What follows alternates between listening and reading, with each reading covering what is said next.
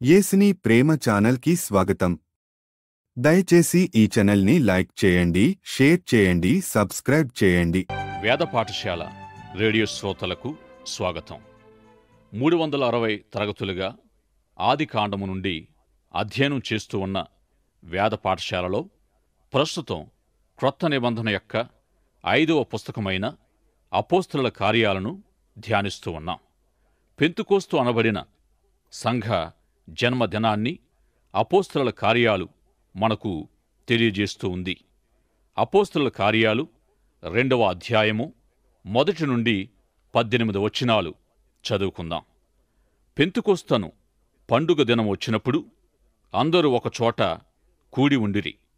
అప్పుడు వేగముగా వీచు బలమైన గాలి వంటి ఒక ధ్వని ఆకాశము నుండి అకస్మాత్తుగా వారు కూర్చుండియున్న ఇల్లంతయు నిండెను.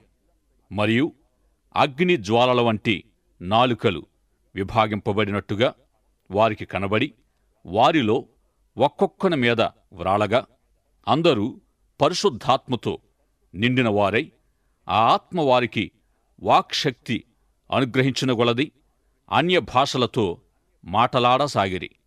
ఆ కాలమున ఆకాశము క్రింద నుండి ప్రతి జనములో నుండి వచ్చిన భక్తిగల యూదులు యెరూషలేములో కాపురముండిరి.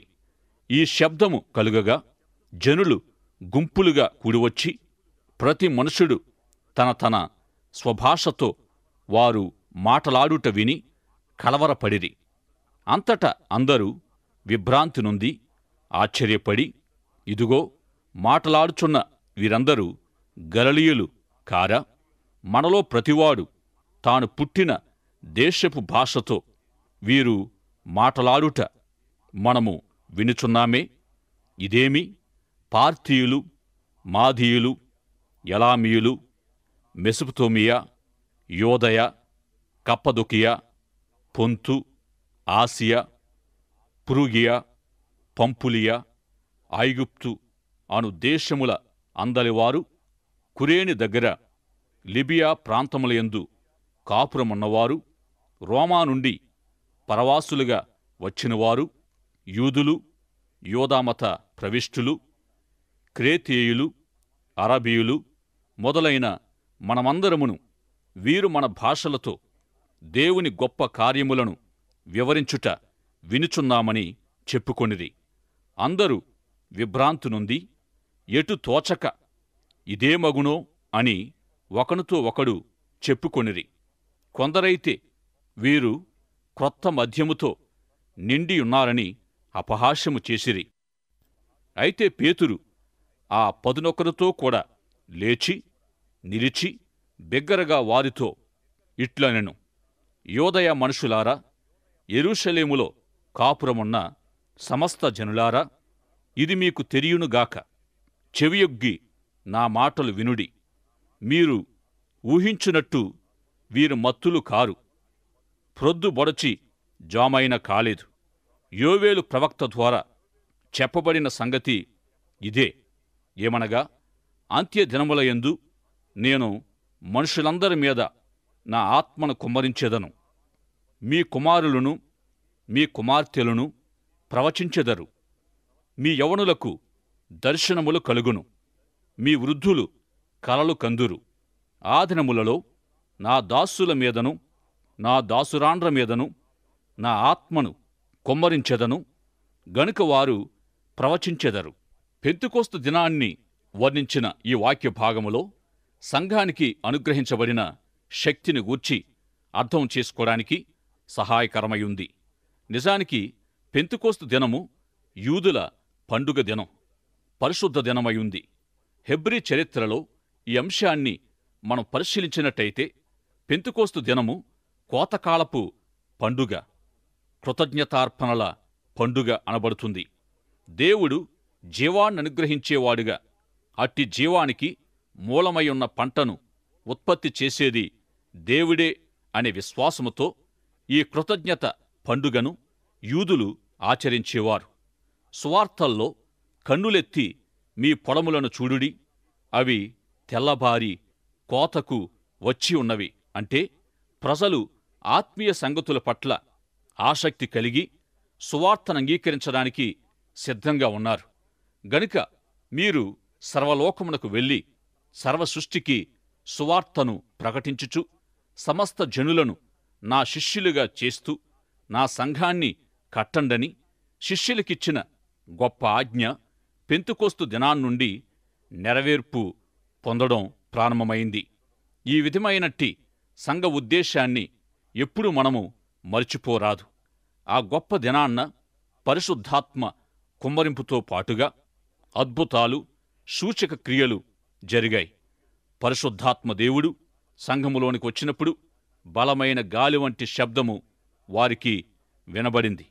అదెంత గొప్ప శబ్దమంటే ఆ శబ్దానికి ఆకర్షితులై ఎందరో చూడవచ్చారు. ఆ రోజు పేతురు ప్రసంగముతో 3000 మంది రక్షణ పొందడమనేది అన్నిటికంటే ముఖ్యమైనది. మరియు గొప్ప అద్భుతం, గొప్ప ఫలితమయుంది. విభాగింపబడిన నాలుకల వంటి అగ్ని జ్వాలలు ఆ ఇల్లంతా నిండాయి. అప్పుడు వారంతా ఇతర భాషలలో మాట్లాడడం ప్రారంభించారు. అయితే వారు మాట్లాడిన ఆ ఇతర భాషలు అక్కడున్న అందరికీ అర్థమయ్యాయి.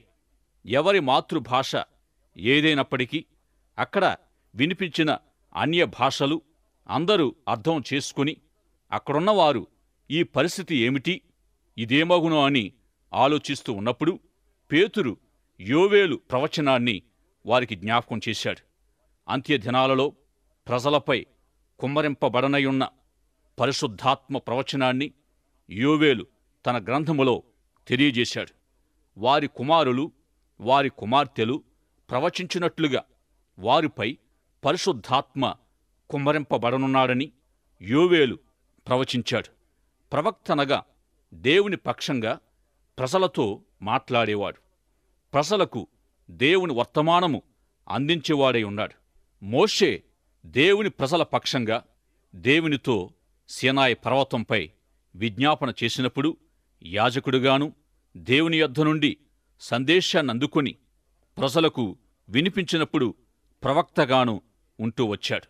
దేవుడు మనిషి ద్వారా మాట్లాడమే ప్రవచనం. దేవుని ప్రవచనం ప్రజల వినికిడిలో దైవ సందేశంగా అందించబడుతూ ఉంది. కొరింథీ మొదటి పత్రిక 14వ అధ్యాయము భాషలను గూర్చి తెలియజేస్తున్న గొప్ప అధ్యాయం. కొరింథీ మొదటి పత్రిక 14వ అధ్యాయములో పౌలు తెలియపరిచిన భాషలకు అపోస్తుల కార్యాలు 2వ అధ్యాయములో మాట్లాడిన భాషలకు ఎంతో భేదముంది. కొరింథీ పత్రికలో పౌలు భాషల కృపావరాన్ని గురించి ఎంతో తేటగా తెలియజేశాడు. తెలియని భాషతో మాట్లాడేవాడు మనుషులతో కాదు, దేవునితోనే మాట్లాడుచున్నాడని, మనుషుడెవడు గ్రహింపడుగాని వాడు ఆత్మ వలన మర్మములను పలుకుచున్నాడని పౌలు తెలియజేశాడు. అయితే అపోస్తుల కార్యాల్లో తెలియచేయబడినదైతే ఒకానొక దినాన్న దేవుని ఆత్మ కుమ్మరింపబడినప్పుడు మీ కుమారులు కుమార్తెలు ప్రవచిస్తారనే యోవేలు యొక్క ప్రవచనమయుంది. ప్రవచనమనేది భాషా భేదాన్ని అధిగమించి ప్రజలతో మాట్లాడేదయుంది. కొరింథీ పత్రికలో తెలియచేయబడిన భాషల కృపావరము ప్రార్థన భాషకు సంబంధించినదయుంది. పౌలు రోమాపత్రిక 8వ అధ్యాయములో తెలియజేసినట్టుగా ఉచ్చరించ సఖ్యము కాని విధంగా మూల్గులతో పరిశుద్ధాత్మ యొక్క విజ్ఞాపన సహాయముతో దేవునికి సమర్పించబడే విధంగా ప్రార్థించడం భాషల కృపావరము ద్వారా సాధ్యపరచబడుతుంది. దేవుని చిత్త ప్రకారం పరిశుద్ధాత్మ మన నాలుక ద్వారా ఉచ్చరించబడజాలని సంగతులు దేవునికి సమర్పిస్తాడు. ఇక అపోస్తలుల కార్యాల్లో జరిగిన ప్రవచన సంఘటనలో అద్భుతాలు, సూచక క్రియలు జరిగించబడ్డాయి. అపోస్తలుల కార్యాల్లో పెంతుకోస్తు అనుభవం 1 కంటే ఎక్కువ సార్లు జరిగింది. శిష్యులు సమరయకు వెళ్ళినప్పుడు, యూదులు కాని అన్యజనుల మధ్యకు వెళ్ళినప్పుడు, అపోస్తలుల కార్యాలు 10వ అధ్యాయములో పౌలు తన పరిచర్యలో ఐరోపాకు వెళ్ళినప్పుడు ఈ విధంగా అనేక సార్లు వారు పెంతుకోస్తు అనుభవాన్ని పొందారు. పౌలు ఒకసారి ఆసియాకు వెళ్ళదలంచినప్పుడు ఆటంకపరచబడిన వాడై ఐరోపాకు వెళ్ళాడు. ఎఫెసు పట్టణానికి వెళ్ళినప్పుడు ఈ గ్రంథ వివరాలను మనం గమనించినట్లయితే అనేకసార్లు వారికి కలిగిన పెంతుకోస్తు అనుభవాన్ని మనం చూస్తాం. ఈ సందర్భాలు అన్నిటిలో ఉన్న ఒకే ఒక ఉద్దేశం ఏమిటంటే అనేకులను శిష్యులుగా చేయడం. పరిశుద్ధాత్మ మీ మీదకి వచ్చినప్పుడు మీరు శక్తి నొందెదరు గనుక యెరూషలేము, యోదయ, సమరయ, భూదిగంతముల వరకు నాకు సాక్షులయుందురని ప్రభువిచ్చిన వాగ్దానం మేరకు పెంతుకోస్తు అనుభవం వారిని ప్రభువిచ్చిన ఆజ్ఞ నెరవేర్పుకు సాధనాలుగా చేసింది. ఆది సంఘానికి ప్రభువిచ్చిన ఉద్దేశం, వాగ్దానం, సంఘముచే కనపరచబడిన పనిని, సంఘము ద్వారా లోకానికి అందించబడిన బోధను, సంఘమనబడిన ప్రజలను గమనించినట్టయితే సంఘాన్ని గూర్చినట్టి, సంఘానికి సంబంధించినట్టి ఈ అంశాలన్నీ మనకు మరియు రాబోయే వారికి మంచి ఉదాహరణలు లేక నమూనాలయ్యున్నాయి. ఆది సంఘం యొక్క నమూనాలను మనం పరిశీలించినట్టయితే అసలు సంఘం యొక్క నమూనా అనేది ఏదో మనకర్థం కాగలదు. అట్టి అసలు నమూనాయే కనిపించని సంఘానికి కనిపించే వేలిముద్ర అనబడుతుంది. సంఘం యొక్క కనిపించే వేలిముద్ర అంటే సంఘములో ఒక భాగమయున్న నీవు లేక నేను అనేది మనం తెలుసుకోవాలి. అయితే స్థానిక సంఘాలు మనకు కనిపిస్తున్నాయనుకోండి. ఇక కనిపించని సంఘమంటే కొత్తగా జన్మించి బాప్తిసం పొందినవారు క్రీస్తు శరీరములో అవయవాలుగా చేర్చబడమయుంది. స్థానికంగా కనిపించే సంఘానికి అపోస్తలుల కార్యాల్లోని సంఘం మరెంతో ప్రత్యేకమైనదిగా కనిపిస్తుంది. మన స్థానిక సంఘాలు, వాటిలోని విశ్వాసులమైన మనము సార్వత్రిక సంఘానికి, విశ్వవ్యాప్తమయున్న క్రీస్తు శరీరానికి వేలిముద్రలమయున్నాం. దేవుని సంఘం యొక్క మొదటి వేలిముద్ర లేక బొటన వేలిముద్ర సువార్తీకరణ. సువార్తీకరణ అనే సంఘ ఉద్దేశాన్ని ఆది సంఘము ఎప్పుడూ విస్మరించలేదు. ప్రభువుచే పంపబడ్డ సువార్తికులుగా, మిషనరీలుగా శిష్యులు ఎల్లవేళలా సువార్త ఉద్యమాన్ని కొనసాగించారు. పెంతుకోస్తు దినాన్న 3000 మంది, అటు తర్వాతను వేలకు వేలుగా ఆది సంఘ సువార్తీకరణలో ప్రజలు రక్షణ పొందుతూ వచ్చారు. ఈ విధంగా రక్షణ పొందిన వేల మంది అపోస్తలుల బోధయందు, సహవాసమందు ఎడతెగక ఉన్నారు. ఏ సంఘమైతే సువార్త ఉద్యమ పరిచర్య ద్వారా అనేకులకు సువార్త ప్రకటిస్తుందో ఆ సంఘము బోధించే సంఘమయుంది. మన స్థానిక సంఘాల్లో మనము ఎటువంటి వేలిముద్రలుగా ఉన్నామో పరిశీలించుకోవాలి. మత్తయి సువార్త 16వ అధ్యాయములో నేను నా సంఘమును కట్టుదును, పాతాళలోక ద్వారములు దాని ఎదుట నిలువ నేరవని ప్రభువు సెలవిచ్చిన ఆయన సంఘము యొక్క ప్రారంభ చరిత్రను అపోస్తలుల కార్యాల గ్రంథం తెలియజేస్తూ ఉంది. సువార్తీకరణ అనేది సంఘము యొక్క ఎడమ చేతి మొదటి వేలిముద్రగా తెలుసుకున్నాం. ఇక రెండవ వేలిముద్ర చూపుడు వేలిముద్ర, బోధ అయుంది. మూడవ వేలిముద్ర సహవాసము. ఈనాడు ఈ సహవాస స్థితి యాంత్రిక విధానానికి గురైపోయింది. కొన్ని సంఘాల్లోనైతే వేరే విధానములో ఆదివారం యొక్క ఆరాధన కార్యక్రమాన్ని మనం కలిగి ఉండవచ్చు అనే అభిప్రాయాన్ని కలిగి ఉంటున్నారు. ఈ విధంగా బోధకునితో విశ్వాసులు నిజమైన సహవాసాన్ని కలిగి ఉండడం లేదు. ఆది సంఘ విశ్వాసులతో బోధకులు సహవాసము కలిగి ఉన్నారు. అయితే వారికి అట్టి ఉద్దేశ్యము ఎక్కడి నుండి అందిందంటే ప్రారంభములో వారు యేసు ప్రభువును వెంబడిస్తూ బోధకుడా నీవెక్కడ ఉన్నావు అన్నప్పుడు వచ్చి చూడండి అని ప్రభువు చెప్పడంలో అర్థమేమిటంటే మీరు వచ్చి నా జీవితం చూసి జీవించడం నేర్చుకోండి అనేది ప్రభు యొక్క ఉద్దేశ్యం. అలా విశ్వాసులు ఒకరిని చూసి ఒకరు విశ్వాస జీవితం నేర్చుకోవలసి ఉంటుంది. అదే సహవాసం అనబడుతుంది. తెలుగులో సహవాసము అనబడిన మాటకు అర్థమేంటంటే ఒకే ఓడలో ఇద్దరు వ్యక్తులు అని అర్థమయ్యుంది. ఇంగ్లీషులో ఫెలోషిప్ అన్నారు. ఇదే మాట గ్రీక్ భాషలో కొయినోనియా అనబడింది. సహవాసం అంటే మనమిద్దరం ఒకే ఓడలో ప్రయాణం చేస్తున్నాము అన్నమాట. మనమిద్దరం ఒకరితో ఒకరు సంబంధం, భాగస్వామ్యం కలిగి ఉన్నాం. శిష్యులు యేసు ప్రభుతో సహవాసం చేశారు. పెంతెకొస్తు దినాన్న రక్షణ పొందిన వారు శిష్యులతో ఎడతెగని సహవాసము కలిగి ఉన్నారు. ఈ విధంగా సహవాసము 3వ వేలిముద్ర. ఇక 4వ వేలిముద్ర ఉంగరపు వేలిముద్ర. ఆరాధన. ఆది విశ్వాసులు అపోస్తలుల బోధయందును, సహవాసమందును, రొట్టె విరుచుటయందును ఎడతెగక యుండిరి. ప్రభు చివరాత్రి తన శిష్యులతో రొట్టె విరుచుటను గూర్చి వివరించారు. ఆయన ఒక రొట్టెను పట్టుకొని దాన్ని ఆశీర్వదించి విరిచి తన శిష్యులకిచ్చి, మీరు తీసుకొని తినుడి, ఇది నా శరీరమని చెప్పాను. ఆయన గిన్నె పట్టుకొని కృతజ్ఞతాస్తుతులు చెల్లించి వారికిచ్చి, దీనిలోనిది మీరందరూ త్రాగుడి, ఇది నా రక్తము, అనగా పాపక్షమాపణ నిమిత్తము అనేకుల కొరకు చిందించబడుచున్న నిబంధన రక్తం. నేను వచ్చే వరకు నన్ను జ్ఞాపకము చేసుకొనుటకు దీనిని చేయుడని ప్రభువా చెప్పారు. గనుక ఈ విధంగా చేయడం ఆది సంఘము ప్రారంభించింది. 5వ వేలిముద్ర ప్రార్థన.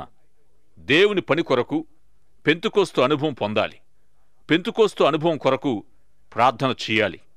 ఎడతెగక ప్రార్థించాలి. ప్రార్థనా అనుభవం లేకుండా ఒక వ్యక్తి దేవునిచ్చే ఏ విధంగా వాడబడతాడు? ప్రియులారా గమనించండి.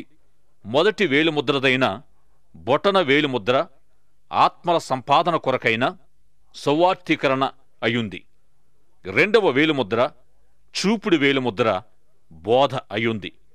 3వది మధ్య వేలిముద్ర సహవాసము. 4వ ఉంగరపు వేలిముద్ర ఆరాధన. 5వ చిటికిన వేలిముద్ర ప్రార్థన. ఇక క్రొత్త నిబంధన సంఘం యొక్క మరొక కుడి చేతి వేలిముద్రల్ని మనం చూద్దాం. మొదటిగా ఐక్యత.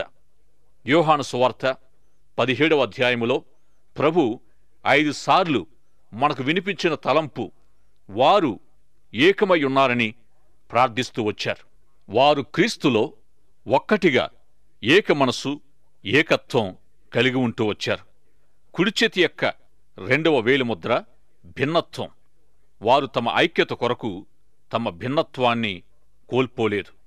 అనేక వ్యవస్థలు ఐక్యత కొరకు పిలుపునిస్తూ భిన్నత్వాన్ని అంగీకరించవు. బైబిల్ ఉద్దేశములో ఐక్యత అంటే ఇతర వ్యవస్థల్లో ఉండే లాంటిది కాదు. ఏకత్వం అనేది భిన్నత్వాన్ని అంగీకరించదు. లోకములోని అనేక వ్యవస్థలు తమతో కలిసిపొమ్మని ఐక్యతకే ఆహ్వానిస్తూ అట్టి ఐక్యత కొరకు భిన్నత్వాన్ని లేక ప్రత్యేకతను త్యాగం చేయమంటుంది. అయితే కొత్త నిబంధన సంఘం భిన్నత్వములో ఏకత్వాన్ని కలిగి ఉంది. ఇక కుడిచేతి యొక్క 3వ వేలిముద్ర ఒక్కటి కంటే ఎక్కువగా కలిగిన స్థితి. అంటే స్థానిక సంఘాలు స్థాపించబడినప్పుడు అట్టి స్థానిక సంఘాల్లో ఒకరు మాత్రమే గాక ఒకరికంటే ఎక్కువ సంఘ కాపరులుంటారు.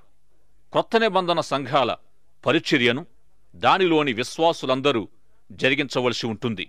ఈనాటి మన సంఘాల్లోని బలహీనమైన పరిస్థితి ఏమిటంటే, మనము ఎంతో కొంత ద్రవ్యము సంఘానికి చెల్లిస్తాం. మన సంఘ కాపరి వేదాంత విద్యార్హత మరి ఇతర తలాంతులు కలిగినవాడుగా మందిర పరిచర్య తానే చూసుకుంటాడు అని విశ్వాసులు తలస్తూ పరిచర్యలో తగినంతగా పాలు పొందకపోవడమే సంఘాన్ని ఎంతగానో కుంటుపడజేస్తుంది. కాని స్థానిక సంఘసేవ దానిలోని ప్రతి విశ్వాసి యొక్క బాధ్యత అయి ప్రతి విశ్వాసి తన వంతు జరిగించవలసిన అవసరత ఎంతో ఉంది. సంఘ నాయకత్వం కూడా దానిలోని అనేకులదయ్యుంది. కుడిచేతి యొక్క 4వ వేలిముద్ర క్రియాపూర్వకమైన ప్రేమ. కొత్త నిబంధన సంఘములోని విశ్వాసులు ఏ విధంగా ఒకరినొకరు ప్రేమించుకున్నారో మీ సంఘాల్లో మీరు ఒకరి ఎడల ఒకరు ఏ విధంగా మీ ప్రేమను కనుపరుచుతున్నారు?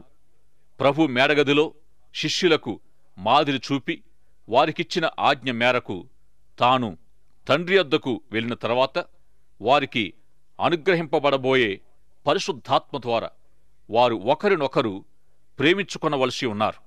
అట్టి ప్రేమ క్రియాపూర్వకమైనదై ఉండడానికి ప్రభు వారికి మాదిరి చూపించారు.